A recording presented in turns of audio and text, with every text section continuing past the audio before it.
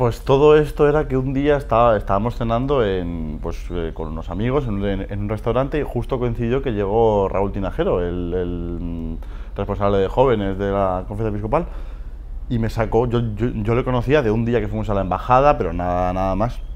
Y me dijo, oye, Miguel Ángel, ¿puedes salir un momento? Digo, sí, claro, voy a ir con secretismo. Y sacó también a Luis Melchor. Nos sacó a los dos y tal, y se empezó a reír Luis Melchor y me empezó a decir Raúl, no, mira, verás, es que tú sabes que en todas las jornadas el Papa come con un grupo de jóvenes tal, y yo ya empezaba a olerme la tostada, digo, no, ¿qué pasa? ¿Qué es esto? Y dijo, mira, pues sí, al final, mediante un sorteo, preguntando, haciendo tal, has sido tú elegido para representar a Europa en la comida con el Papa. Digo, no puede ser. No, ¿a mí? ¿Yo por qué? Me dice, si quieres te puedes negar. Digo, sí, hombre, no me voy a negar. Encima que me seleccionan, encima que me eligen, me voy a negar. Y estuve en shock y esa noche ya estuve todo el rato cagado. Estuve diciendo, por favor, ¿esto qué es? ¿A mí de qué? ¿Qué fue lo primero que pensaste en el momento en que te lo dijiste? Que era una broma. Digo, me están vacilando, me están... Seguro. No podía ser, de Europa. Yo. Y... Luego ya según fue pasando el tiempo sí que me fui siendo consciente, pero me lo repetían, ¿estás preparado? Y yo decía, pero que no, que es una broma, que no puede ser.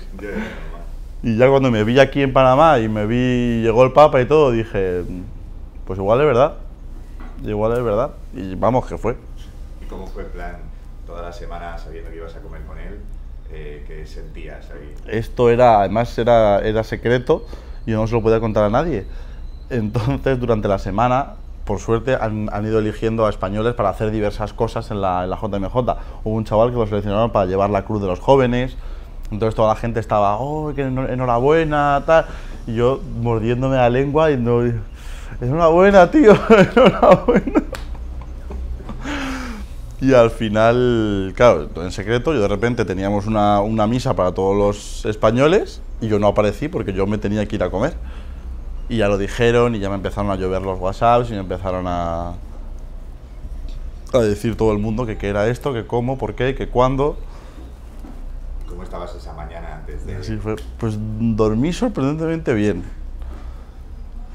Lo peor fue ya cuando me llevaron a la parroquia donde habíamos quedado y ya pues empezaron que si los controles de seguridad, que si a revisar el pasaporte, a llevarnos a otro lado con medidas de seguridad, a entrar en el recorrido oficial del papamóvil, que yo decía, ¿y esto de qué? Y ya llegamos allí y estaba que si la seguridad del Vaticano, que si la prensa de allí, todo el mundo, y ya pues te empezaban a venir los nervios. Y el momento en el que empiezas a escuchar el helicóptero de que ya está por aquí cerca el Papa, te sube unos nervios del estómago así para arriba, impresionantes. ¿Y qué fue? O sea, ¿cómo se desarrolló, digamos, el momento en el que llegas? ¿Dónde fue? Y tal? Fue en el seminario San José, de aquí de Ciudad de Panamá. Y nada, pues nos tuvieron nosotros antes como 3/4 de hora ya en el sitio de la comida. Nos dieron como unas pequeñas directrices de pues, cómo saludarle, cómo tratarle, dónde se sentaba cada uno. Y nada, pues eso, de repente empezó a llegar seguridad y llegó un coche, típico coche negro con las lunas tintadas, tal, y se bajó el obispo de Panamá y el Papa.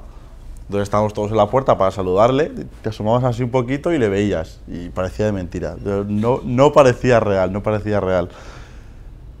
Y nada, entró, nos saludó muy amablemente, todo lleno de cámaras, lleno de seguridad, entonces ahí estábamos todos un poco cortados porque no sabíamos cómo tratarle. Y ya luego pues nos fuimos cada uno a nuestro sitio, él bendijo la mesa y después de bendecir la mesa de repente desapareció todo el mundo y nos dejaron a solas con el obispo de Panamá y con el Papa, sin seguridad, sin cámaras ni nada. ¿Y cuál era la impresión? ¿Qué fue lo primero, la primera impresión así que te llevas que dices, el Papa es así? O sea, Es sencillo, es humilde, como parece en las homilías, tan directo, tan... Es que en el fondo no deja de ser hispano, no deja de ser con el nervio que tenemos nosotros, entonces es tal cual como parece. Y tal cual como es, nos lo hizo saber. Según nos sentamos, nos dijo, estáis muy callados, ¿qué os pasa? ¿Estáis nerviosos? No sé por qué. Claro, y nosotros diciendo, no todos los días come uno con, con el Papa. Entonces nos empezó a decir, bueno, tomaos la copa de vino rápido y que os pongan otra, que así os desinhibís un poco y habláis más. Y ya empezamos a preguntarle, ¿y qué tal el viaje? ¿Qué tal? Porque son muchas horas hasta aquí, ¿qué tal el clima? ¿Qué tal está viendo la jornada? Y ya pues nos empezó a contestar, además como si fuera una conversación como la tuya y la mía ahora. Nos miraba cada uno, nos decía, ¿tú qué crees? ¿Tú cómo lo ves? ¿Tú? Qué jefe, macho. Entonces ya al principio era muy raro porque él lo tenía más natural, pero nosotros estábamos súper cortados. Siempre había alguno que sí, que lanzaba alguna pregunta. Y ya luego nos empezó a decir, podéis preguntarme lo que queráis, sin ningún tipo de problema, yo lo voy a responder. Y ya pues empezaron las preguntas que cada uno quería hacerle. Además había gente de sitios que lo están pasando mal. Por ejemplo, en Nicaragua, que le empezó a preguntar qué tenían que hacer allí los católicos frente a esa persecución, frente a todo esto. Y era muy directo en sus respuestas, era muy claro, no había que descifrarle, no había que leer otra vez, a ver qué ha dicho, qué ha querido decir aquí, no. Y te miraba a la cara y te decía, aguantad, que vendrán tiempos mejores, tenéis que ser comprometidos con la sociedad, no miréis para otro lado, que son cosas que parecen obvias, que todo cristiano debería hacer, pero no es tan fácil hacerlo. ¿Cómo era la logística? O sea, ¿cuántos erais? ¿De dónde? Éramos 10 en representación de los 5 continentes. Es verdad que de América había más, porque había 2 panameños, una de ellas representaba a la población indígena, entonces ya vestido con sus trajes típicos, pintada con las pinturas de aquí, y luego había un chico de Australia, una chica de Nicaragua, una chica de Palestina, un chico venezolano, una chica estadounidense, uno de la India y yo, de España. Entonces estaba todo representado y había gente de todos los lados. O sea, tú eres el único europeo. Europeo era el único. Representación de toda Europa. Representación de toda Europa. Yo espero que lo hiciera bien. Porque no creo que tampoco haya que hacer nada para hacerlo bien. O sea, ¿y qué le preguntaste tú, por ejemplo?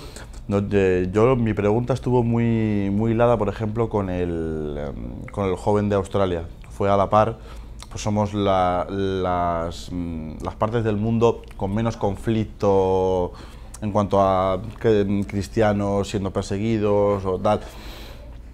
Entonces le preguntamos en la sociedad occidental, digamos, actual, cómo tenía que ser el cristiano de a pie, qué cosas tenía que hacer. Entonces él nos habló muy claramente sobre el tema de la política y nos dijo que los jóvenes cristianos de hoy no tenemos que mirar para otro lado con la política, además con toda la corrupción que hay, no tenemos que resignarnos. Le preguntó a un chico que si teníamos que votar, que si los católicos tenían que votar y tener ideas políticas, y con rotundidad dijo, por supuesto que sí. O sea, no dejamos de estar en el mundo, tenemos que ser parte de este mundo y tenemos que involucrarnos para hacerlo mejor. Y tenemos que formarnos para ser los líderes del futuro, teniendo las ideas claras y siendo católicos intentar mejorarlo todo lo que podamos. ¿Qué fue así lo que más te impactó de las cosas que fue respondiendo? ¿Qué es lo que más se te ha quedado? A mí se me quedó cómo hablaba de directo, o sea, no daba rodeos. Le preguntaron sobre los abusos en Estados Unidos de los sacerdotes y respondió con una rotundidad, con que hubiera solo un sacerdote que hubiera abusado mínimamente de alguien, ya es un acto horrible, brutal. Entonces me gustó mucho esa forma de hablar, esa forma de dirigirse a nosotros y eso fue lo que más me impactó de todo. ¿Y qué comisteis, por ejemplo? ¿Cómo fue Pues comimos comida típica panameña, además por lo visto el menú lo había diseñado una chef que es bastante famosa aquí, o eso me han dicho. Pues el menú consistía en un primer plato de ensalada de patata con aguacate, luego pescado, corvina, y luego un postre contundente. ¿Y qué tal? Él comía también y tomaba vino. Él comía, tomaba vino, de todo, así que muy bien. Ganas, ¿no? ¿Y tú cómo le viste? En plan de ánimo, tal. Bien, pues, teniendo en cuenta que es una persona mayor, muy bien, muy enérgico en su forma de expresarse, en sus pensamientos y todo. Y me gustó mucho también la complicidad que había entre él y el obispo de Panamá. En ciertas cosas se apoyaban el uno al otro, se daban el pie de las frases, se daban... Esto estaba también curioso.